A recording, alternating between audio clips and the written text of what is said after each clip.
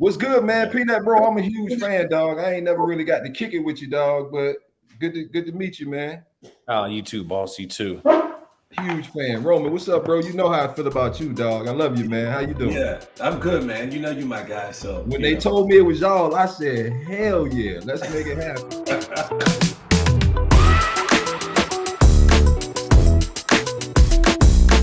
Hey y'all, what's going on? I'm Peanut Tillman, and I got my guy with me as always, Roman the Deacon Harper.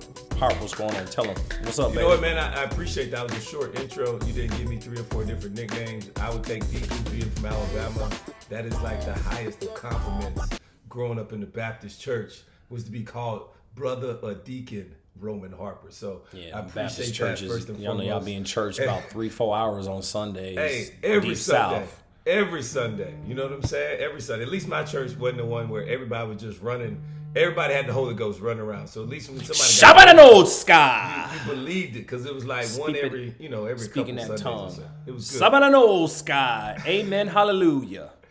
All right, hallelujah. So we got my man today. We got a special guest, my man DeAngelo Hall. For all those that don't know, we all just call him D Hall or just D.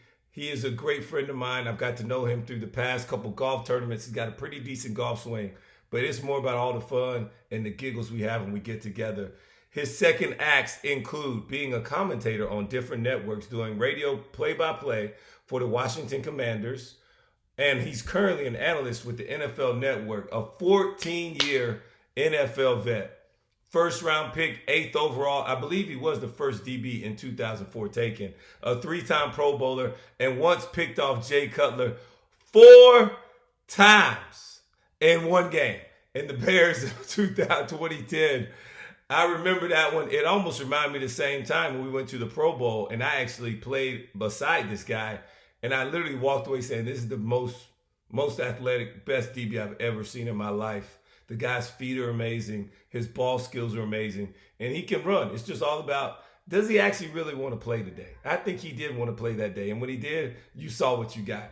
D Hall, what's up, baby? How you doing? What's going on, fellas? I'm doing great, man. Hey, I appreciate that intro. It was a damn good one, man. But I'm just honored to be in the presence of greatness myself, man. Peanut, like I mentioned earlier, huge fan of yours, man. I can't wait to hell. I'm trying to pick your brain. I might turn this interview into an interview about you, but absolutely excited to be on this show. You too, Rome, man. Love y'all dudes, man. So huge fan of my DBs. So can't wait to get it on. I always like when we have a DB on the show because it's a lot easier to do just because we play the same position. But what I really want to say is I remember that the game with Cutler, and I think we were just sitting there like, why in the hell is this dude still throwing the ball to D Hall? Okay, I get the first one, like, yeah, it was a bad throw. That was on me. I'm gonna make up for it. The second one, maybe it was a receiver. The third one, okay, he kind of hot right now. The fourth one, it was just, to me, that was his pride and ego. That was a gift too. That going to the damn ball. Oh my god, he just threw it up. I'm playing. DeAngelo, explain to me. All right, D, tell me kind of like break down each one. What were you guys maybe in? Give me a quick little synopsis of it. How did they end up getting the 4? Let me first give y'all a little background.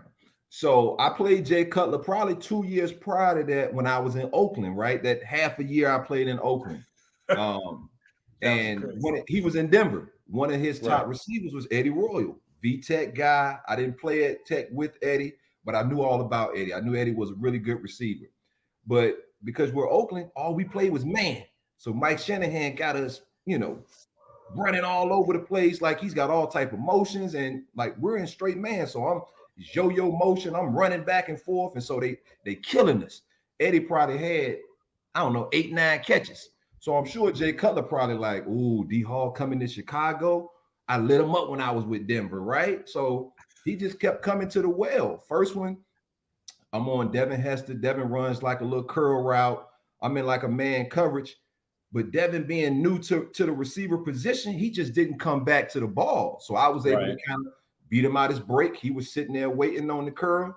And I turned it to the receiver, came back, ended up having a diving interception for number 1. I want to say number 2 was a slant route. We in literally 2-man. I got Johnny Knox, the inside cutoff. Johnny Knox almost like doesn't even fight me to run the slant. He just kind of like, all right, you cut me off. Jay throws it right in my hand. The third one's like a blitz. He throws it Thank late you. out to the flats, get it with one hand, and take it to the house. And the fourth one, literally cover 3 into the game. He just throw that joint up. I'm 2 yards ahead of the receiver, just bailing. Get the fourth one, and I'm like, man, this is easy. Finish the season with 5. So that goes to tell you, we can get many more. The funny thing about that is, I remember being on the sideline, and everyone on defense was like, "He made the Pro Bowl off this game right here. Yeah, he going to Pro Bowl off this game right here. Like it's a wrap. He got one of the 3 corner spots already. Is gone. So just damn. Now I got to work, and I had 2 forced fumbles that game. I thought I was having a good damn game. Hey, I tell people, and I was we were battling that team. Like, I think Pep ran one back. You caused a couple fumbles. I think Urlacher might have had a pick. Man, and the score was like 15-13. Like, it was crazy to have 4 picks. They Chicago, y'all had a bunch of turnovers too on us. We had Donovan McNabb. Like, it was a who's who of guys. Albert Haynesworth. I mean, it was literally a bunch of dudes on that field, man. But we just could not muster any real offense, man. But it was a hell of a game, man. And Soldier Field is such an iconic stadium, man. To do it there, man, it was an amazing feeling, man. I ain't never been in the zone on a basketball court dropping 50, 60, but I would imagine that's what it would feel like. And so, DeAngelo, the best thing about it is literally what Peanut was thinking on the sidelines. Like, man, this guy's going to a Pro Bowl. Literally, the rest of the league voted you in, and it was true because I was sitting at the house. We watched the highlights, and I'm like, this dude got 4 picks. We all came back to our meeting room on that Monday and Tuesday. It was like, this dude going to the Pro Bowl, dog. He in the Pro Bowl off game. One game. Off top. But one guy is already in. Don't even worry about it. He's locked up, and it's true. And so that same year, you end up going to the Pro Bowl, and I was actually your teammate. So it was my first time getting to meet you. I met quite a few of the other Atlanta, your former teammates, Atlanta guys there too as well.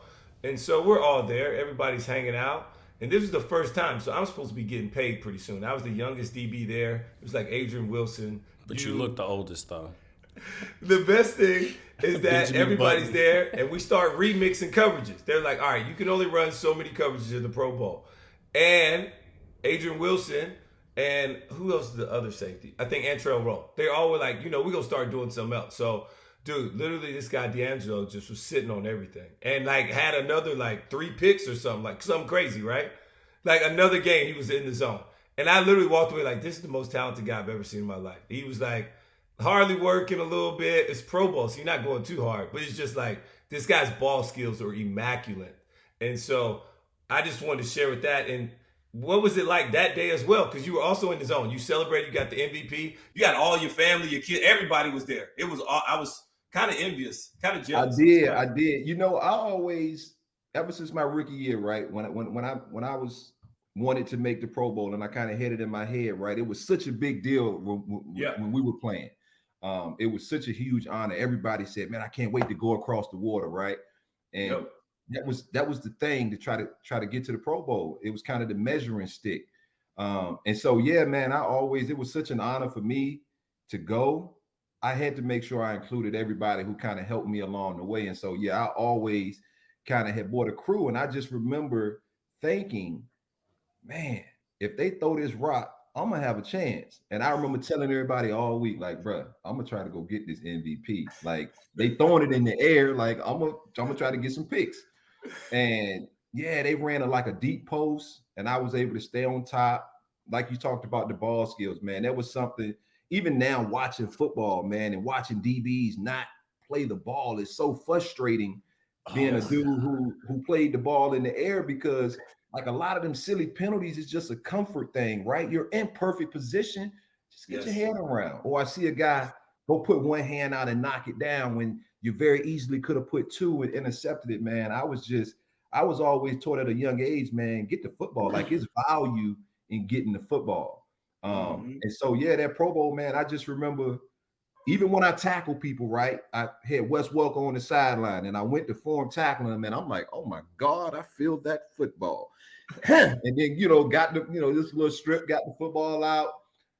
And I teach my kids that, man, like they tackle the football. Like, I'm not trying to tackle you. I'm trying to tackle the football. And it's something I've always done, man, since I got videos in high school, middle school, stripping the ball on like form tackles, man. And so I just have always valued that football, man. And I don't know if it was because I started out as an offensive guy that just so happened to want to play defense. A lot of people think because we're DBs we can't catch or something's wrong. I'm like, no, I just like hitting. I like hitting people versus getting hit. And so to me, it was easy. I'm gonna play offense when I get the ball. When I intercept it, I can turn into an offensive guy. But I'd rather do the hitting than get hit. And so, yeah, it was, to me, it was just always about getting the football. Sometimes it got me in a little bit of trouble. But it wasn't until I got with coaches who understood, like, man, this is a dude who wants to get the football. If I can put some plays in that allows him, that's why we started running some trap with Raheem. If we can run some plays that allows him to be greedy, maybe he won't be greedy in other coverages. And I mean, it was a match made in heaven between me and Raheem Morris, because he understood what it was like to have a guy who wanted to get the football. And so he didn't mind giving me some coffee, but we say, like, Coach, I need a break. And he knew that meant, all right, let me run something to let you turn into the playmaker, versus having to protect from the deep ball or any other thing. So it was just, like you talked about, man, it was just being in the zone, man. And like you said, them Pro Bowls, man, everybody out there kind of half-assing it sometimes. And so I wanted to go out there and try to make a statement. No doubt. Funny thing, you said something about going to get the ball. You tackle the football. Gil Byrd, San Diego Chargers Ring of Honor. He was my DB coach in Chicago. And he used to always say, I mean, I ain't got a football, but he was like, yo, it's about the football. This thing right here, it's worth millions. And if you go out there and you can get it back, you will get millions of dollars. It's about this football right here.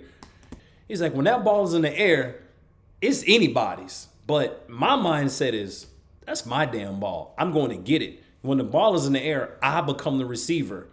That mindset is kind of what transcended, in my opinion, like our defense. That's kind of how we operate. It was like, yo, go get the ball back. Go get the ball back for our offense. And you were talking about teaching your kids how to do that, how to play that. You sound like a coach. I know that's something that you've been passionate about and some things that you want to do. Where did coaching come into play? I mean, I just think we as former players, man, like we have such a wealth of knowledge, right? And I've had coaches who could coach the game, but it just always felt different coming from a guy who had actually done it. And then the communication, right? We've all been in DB rooms where a coach might say something, right? And you got guys in the room who like, huh? Like, Coach, and then maybe you as the leader, you'll see the same thing the coach says and you can comprehend it, but you just have a way of just simplifying it, right? Putting it in layman terms, putting it in terms that they can understand, right? Instead of passing. All right, well, guys, check this out, guys. If we got strong side over here, and this, it's just an easier way to communicate it. And so for me, I've always just, I don't know, man. I feel like I've always had a way with words. I've always been able to communicate. And so for me, toward the back end of my career, right, I played 14 years. The last 4, I probably played maybe 10 games the last 4 years. And so a lot of it was IR, right? Year 11, I tore my Achilles. Year 12, I had a turf toe that I missed like 8 games. Year 13, I had a ACL. So year 14, I was just trying to not have a surgery and finish the season healthy. And so like from year 11 to 14, a lot of that was spent essentially coaching, pouring into a lot of these young guys. And it was there that I really felt like, man, like I got a real talent for this. Just the business in general, right? Especially the National Football League, it's so hard because as players, we were always taught, man, Peanut, if you're good, they're going to see you. You're going to get Yeah. noticed. In high school, you're going to get a scholarship. Yeah. In college, you're going to get into the league. In the league, you're going to get a Pro Bowl. You're going to get all pros. You're going to get contracts and get your money, and get paid. Right. Coaching, for some reason, it just, the best doesn't always get the job, right? And so it's kind of weird, and it's definitely frustrating when you're a former athlete who has always been taught, let your work speak for itself. Mm-hmm. And so I've kind of geared away from actually wanting to coach in the league because I've seen so much of the nepotism. I've actually, enjoyed being on TV so much because now I feel like I have to advocate for some of those coaches, right? And I'm loving having my voice. I'm loving the platform. I'm understanding the way to use it a little bit more as I continue in it. And hell, man, I apologize to numerous Black coaches that I played for, just because I didn't know that the grind and the struggle was that real. I didn't either. Like, I didn't either. Player, like, we don't really think about that as players, right? We don't really think about who's coaching us or the guy who should have got the job. We just like, all right, this is our coach. Even if he don't know what he's doing, we try to find a way to make the best of it, right? But the best thing about that though is those Black coaches, in my opinion, what I admire about all those Black coaches, they never complain to us. Exactly. You They never just knew. shut up and they just grind and they got through it. Yep. And I it doesn't make it right, but I appreciate them not complaining and going through that process to make me a better player, because the majority of my coaches in the league were Black. Yeah. And not only that, but I think, and I learned this from Aaron Glenn, not only as a former teammate of mine, but then as later on in my career as my DB coach before now being a DC at Detroit, was that not only does he have to do just as much, but you got to do more. You got to do more. You got to do more. You got to do twice as much just to get half. Yeah, and so, well, that's his mindset. And so to be able to go out there and like he was saying, yeah, he's just like you, former great player, first round pick, got all these great accolades, but still, when you get in that coaching room, they still look at you as like, oh, is he just a player? Because I think sometimes coaches that don't play look at coaches that did play, and look at them with a kind of a side eye, or like, what is that tension? Maybe because you've been in that room a little bit. Hey, they do. What is that? Because I think that is a thing. They do, guys, and I'm not going to throw any coaches under the bus, but when I first retired, man, I actually interviewed to be the DB coach for Washington at one point. Yes. And I had already kind of wrapped my head around, man, I want to coach, right? I had interviewed for the University of Maryland when Loxley had got the job, and he offered me the job right there on the spot. And a couple days later, I found out, well, probably one day later, I found out, man, Washington's going to probably fire their DB coach. They were looking for a DB coach. So I'm like, man, so I hit Loxley up like, coach, I can't 100% tell you yes or no. I got to take this opportunity. And he was 100% cool with it. He said, I couldn't wait all day. I feel like our job is the best, What are you supposed to say? And I'm in this interview, and I had other coaches, along the way who's coached me, kind of helped prep me for it. And I mean, I was on, man. Like, I got a PowerPoint. I'm going. Yeah, I was wondering, are you showing like coverages? What do you like yes, to do? Sir. Like, I'm showing coverages. I'm showing what my philosophy is, right? How I value getting the football, how I value putting you in position to get the football, the technique, I'm rolling through all the coordinators, and I really was like, wow, like I've been around some really dope dudes, some really, coaches that are well respected in this league. Mm-hmm. And I get in there and I'm, and I'm killing it. And I leave and they're like, and the coaches are like, wow, like we're impressed. And the head coach and the DC was in the meeting. And later on, I find out I was so close to getting the job, but I end up not getting it right. And the reason is because the coordinator came in and kind of told the head coach, like, this might be my last time being a coordinator, and I really don't want a first year DB coach. And this was a former player, and one of his questions to me was, man, are you really ready to commit to this? And I'm thinking like, well, what makes you think if I was a great player and I committed to being a great player, like it's the same type of commitment, right? Like I'm gonna commit to putting my players in position to make, like being a great coach as well. I'm gonna put tenfold that effort. But I also had a question in the back of my head, like, and I wanted to say this, but I didn't because I wanted to be respectful. But I was like, so what makes you think you could do it as a former player who wasn't a really good player, but you could do it? But what makes you think I can't do it? Instead of being a former player saying, hell yeah, bro, that's what I had the same mindset and bringing you along. But they don't do that. They don't bring you along. You know what I mean? They almost see you as competition. And Right. unfortunately, man, it ain't a lot of these jobs. And so I Yep. kind of understand it, but I was never of that mindset, right? When a young dude came in, I'm pouring everything into him because I want you at your best to try to take my job. Because if I don't earn this spot, somebody's gonna take it, whether I tell you nothing and try to sandbag you, and then the next year somebody take my spot, or I look bad and they bring in a free agent. So it was always my mindset: let me pour everything I can into you as a young guy because I want you knowing what I know, right? Because I know I'm Yeah. not going to play this game forever, but I also want you at your best when I win the job. You know what I mean? And so I've always wanted smarter guys than myself on staffs in Yeah. rooms. Like I was always that guy. Man, we can get Key. Man, go get Key. That's gonna make my job easier. Or we could go get this Right. guy, that guy. I always wanted to play, with other great players because I just always felt like they would make me better. You know what I mean? The more players we got, the easier it will to win a game. That's the good thing about Coach Rivera. You know, when Rome and I were in, I had the honor and privilege of being coached by him when I was in Chicago when he was there. We went to a Super Bowl, and then when I was in Carolina. Actually, the two Super Bowls I've been to have been with Coach Rivera. He has been my good luck charm to get me to a Super Bowl.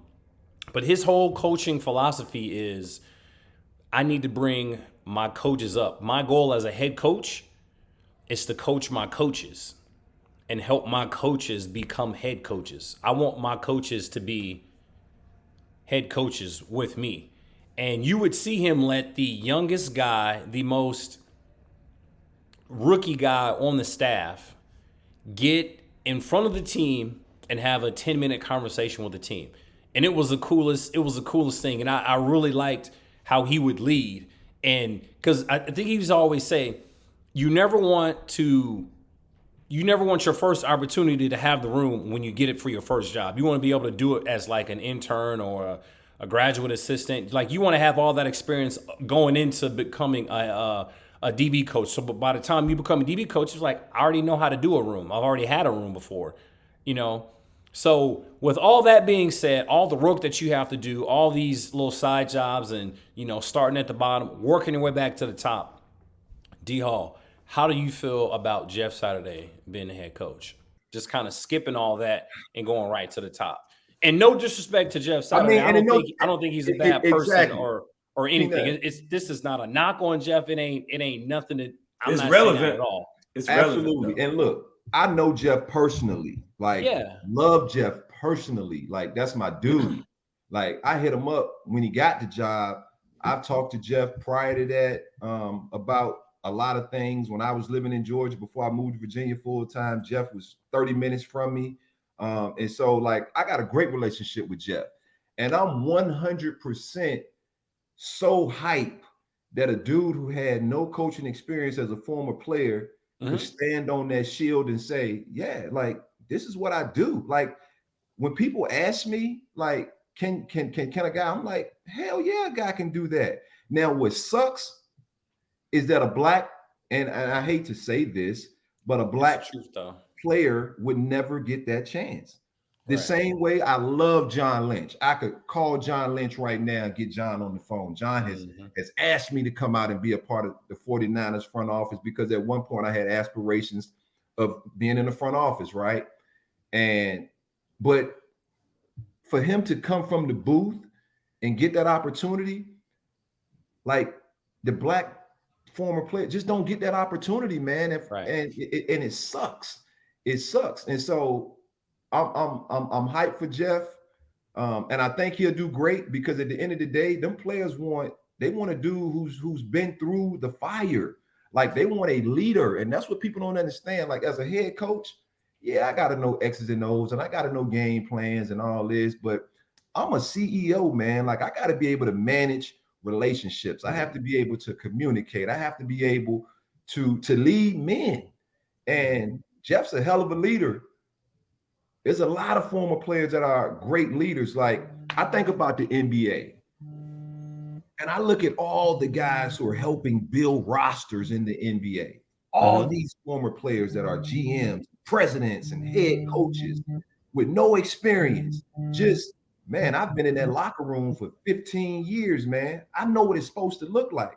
I know what a guy who really wants to work at his craft, I know what it looks like. I also know what it looks like when a guy kind of just want to give you that lip service and tell you, yeah, coach, I'm going to do this. Your film doesn't show me that you care about the game like you're telling me you care about the game. And so I just feel like we look at things with a different lens, right?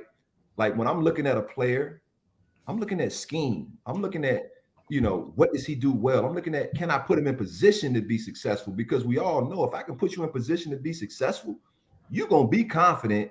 And when you got confidence, man, as a player, it ain't nothing you feel like you can't do.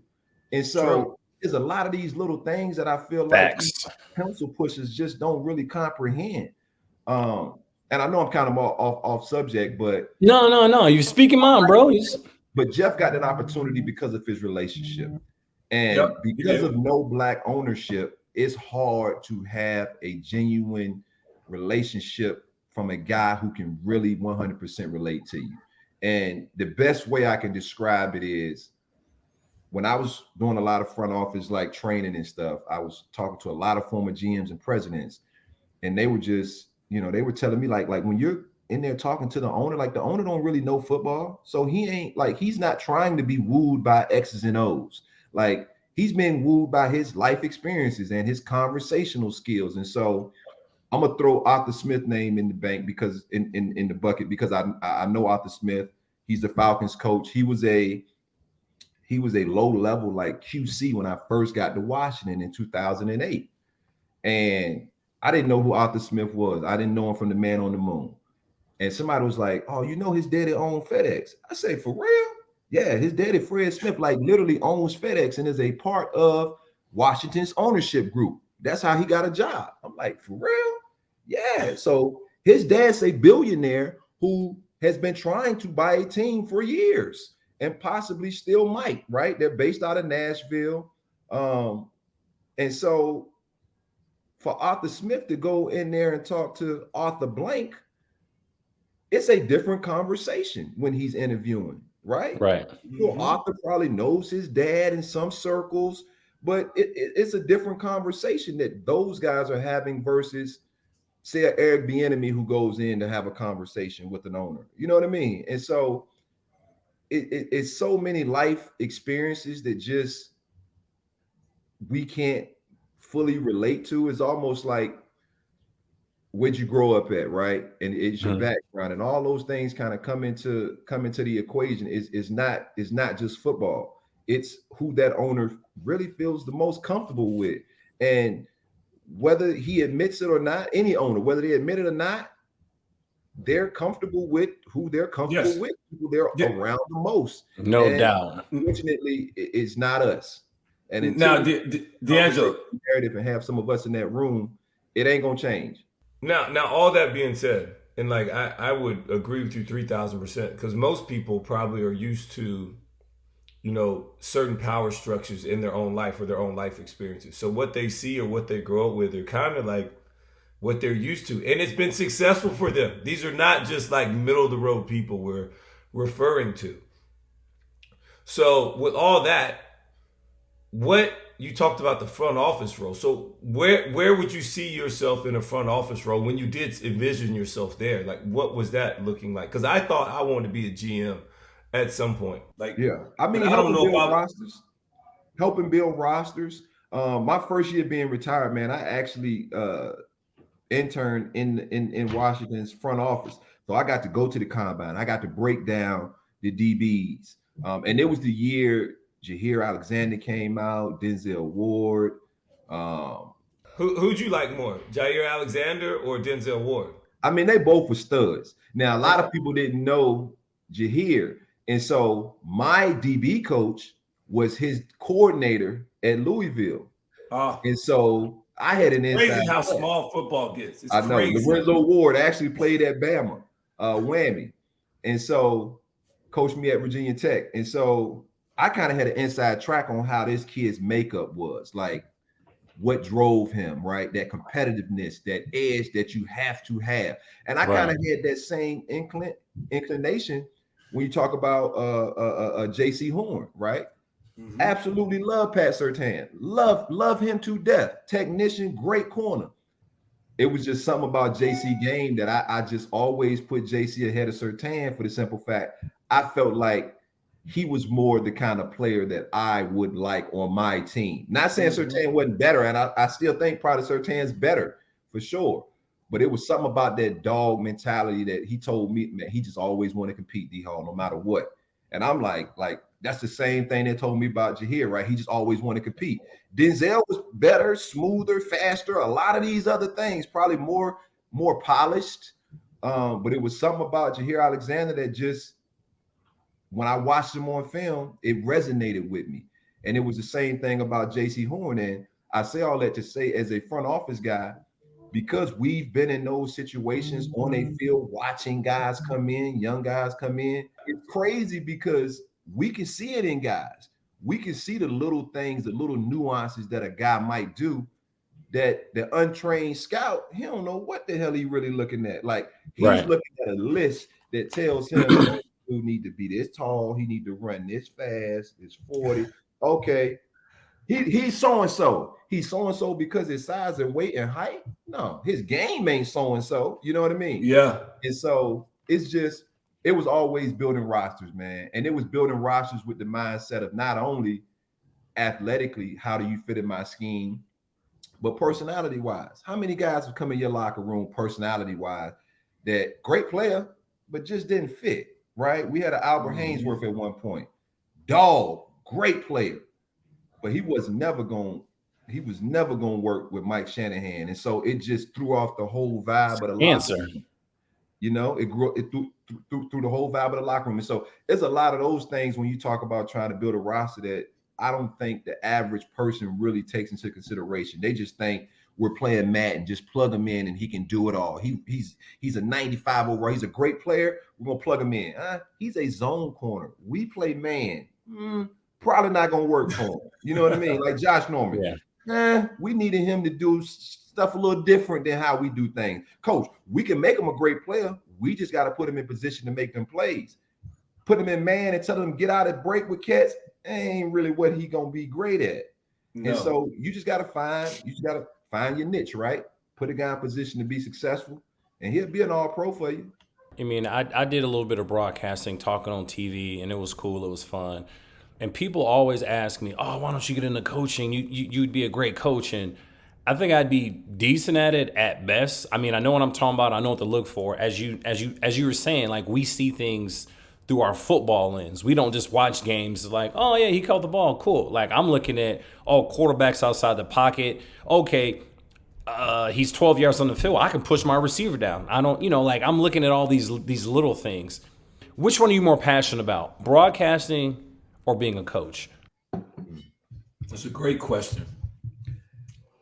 Challenging question. I know. And I'm struggling with this because my wife always gets on me, right? Because every time I'm watching a game on TV, I'm coaching, right? I'm coaching my kids. I'm just coaching what was wrong. Hey, you should just coach. And I'm like, you're right. I love my free time too much at this point in my life. Like they missed that bandwagon, right? When they didn't let me in when they did, and I was ready to commit. Yeah. And so now I feel like I can't coach now, right? I got little ones that I'm enjoying pouring into them. I enjoy my free time. I enjoy golfing, trying to golf and be a good golfer. I was hearing that. My head ain't even wrapped on 6 a.m.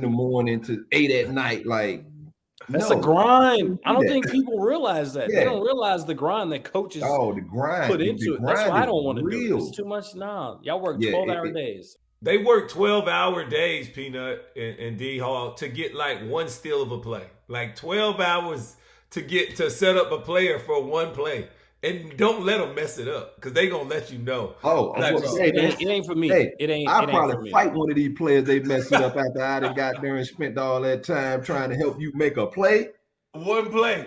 It ain't For this for one me. route. It ain't for Man, me. I'm screaming on 11-year-olds, 5th and 6th graders out here playing. I'm the coordinator, D coordinator. I'm screaming on everybody because if I done told you how to make that play, dog, and you ain't make like, come on, man. You know what I mean? Like, but I got a high standard, man. Yes. And so, like, even like my kids watching film, they making plays. Like my 11-year-old made a play on a screen pass, and I remember showing it to him on film. And on the field, after he makes the play, he's like, "The brain, I saw it on film," and I'm like, "That's this dude's in the league can't comprehend seeing it on film and taking it to the game." And so it's fun, man. Like I'm having so much fun coaching them. I never really got nervous because I always knew what to expect out of myself. I get nervous watching them. Like it's way more exciting watching them make a play than any play I ever made. So My yeah. daughter has her first game tonight. She's on the varsity. I got my oldest. She's about 6 feet tall. She a tall one. She hooping? Yes. She a hooper, and she got her Okay. first game tonight.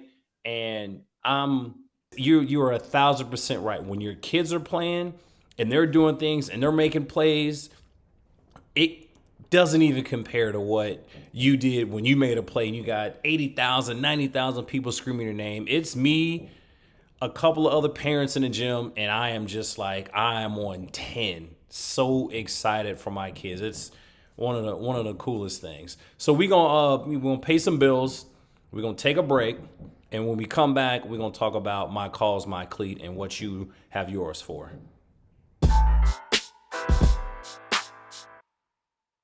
When you were playing, you had a couple of things going on, right? You were involved with some charitable some charities, I should say. And now being retired, out of the game, broadcaster, Pop Warner Coach of the Year. What is your my calls, my cleat campaign? God, I cannot say that word. That I know phrase is it's a tongue twister. Well, my calls, my cleat has been something that I've been a part of for a long time, and I've always supported the the MS Society. Multiple sclerosis. I had two sisters with multiple sclerosis. One passed away about 3 years ago from MS. And it was a disease that, we really didn't know a whole lot about 25, 30 years ago when they were first diagnosed. But it's something that's, very near and dear to my heart. It's something that I'm obviously always trying to, raise awareness for, having had two sisters with it. And just seeing how it's impact other families any way I can, help bring awareness, help bring resources, money.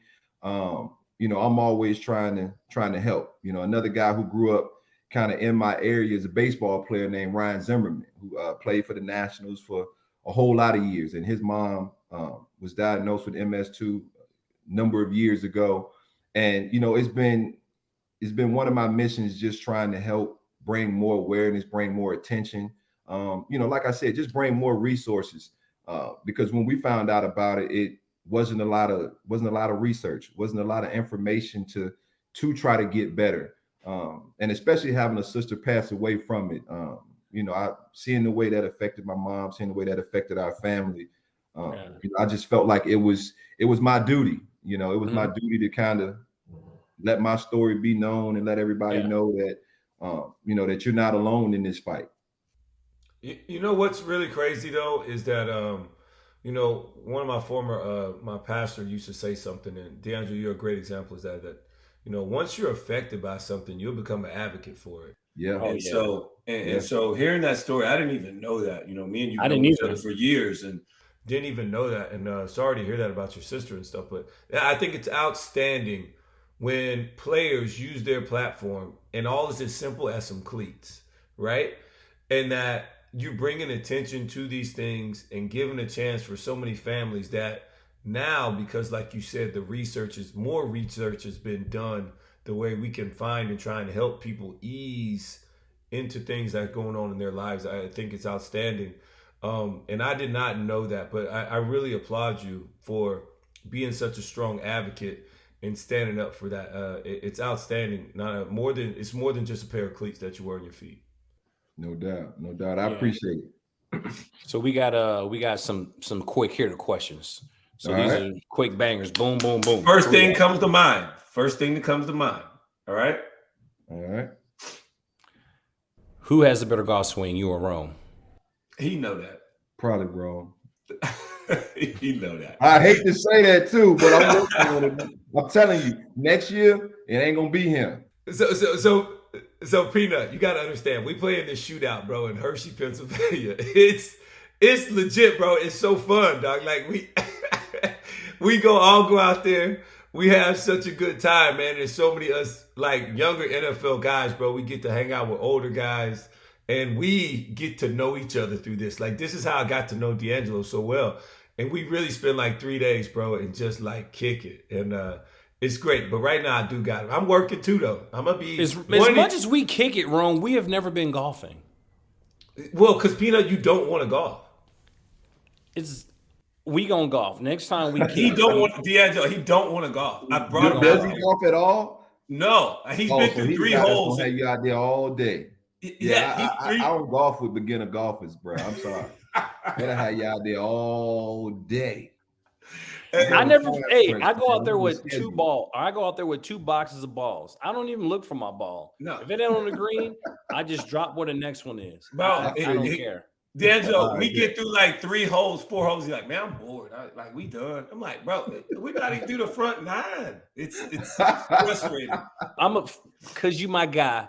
I'm gonna play golf with you. Thank you. All right, next one. You ready? When you're not pursuing your career goals, do you still change tires in your spare time?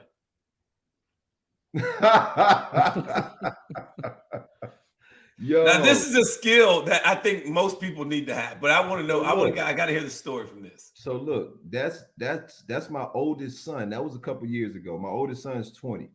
That's his tutor's car, and she got a flat tire coming to our house right outside of the neighborhood. That's the sign right behind the car. And I'm like, well, look, Miss Gabriel, I'll come take my car home. I'll just change the car. Like, I'll change the tire. I've changed probably 3 or 4 tires before in my day. And so got down on my hands and knees. People seeing me in the neighborhood, know who I am, blowing the horn, saying what's up. I want to say my wife probably took that picture just to try to be funny, because she was taking, one of the probably girls to a cheer or something, leaving the house. But yeah, I don't mind getting my hands dirty, man, for sure. All right, D Hall, fill in the blank. Right now, my life is amazing, man. Like, being able to be a dad. Like, I was a dude who grew up without a dad. Like, literally, guys, didn't see my dad's face until I buried him. And so never had a relationship with him. And so for me to be drafted at 20, play 14 years, leave the game, get to talk about it on TV, get to hang out with dudes that I was huge fans of, get to talk about it on TV with these young guys, just feeling like I've never had a job before. Like, as a parent, that's your aspirations for your kids, right? To be as happy-go-lucky as I am. And so, like, everything's just great, man. Like, I'm trying to pour as much knowledge and just information and understanding into my kids so that they can have the same opportunities, you know what I mean, that I had. Being a dad has been so cool, you know what I mean? So dope. It's just like, everything's just amazing, man. Like, I do some real estate stuff. You talked about some of the stuff I do on the network, and just being able to always be home, always take a kid lunch to school, or, you know what I mean? It's just, I'm having a blast in this chapter of my life, man. And that's why I'm not coaching. Like, I ain't got no stress. Like, I do what I want. I ain't got nobody telling me. Like, as much as we love the NFL, I ain't really like people telling me what to do. You know what I mean? Like 24/7 nonstop, like you can't feel like you're walking on eggshells. And especially in today's society, right? With social media, just everything so accessible, instant. Man, I'm glad I wasn't playing during this era. You know what I mean? You know what I mean? But I'm just enjoying really relaxing, man, being a dad and just chilling. Well, D, man, I appreciate it, man. We couldn't end it on a better situation, a better story, and a more relaxing feeling after that, man. Shoot, No I'm going to doubt. go kick my feet up myself. Let's enjoy a little Yeah. bit of this retirement / second chapter, baby. Our second acts are here. Kicked up. Yeah, baby, straight up kicked up, man. Thank you so much for coming on, man, and sharing Appreciate your story. you, D-Hall. No doubt, man. I appreciate y'all having me, man. We It are, was an honor. purely, seriously thankful. And I want to sit up here and thank all those listeners for tuning in. Ask you to spread the word and to give us a rating, a review, and a follow on Apple Podcasts, the iHeartRadio app, or wherever you get your podcasts.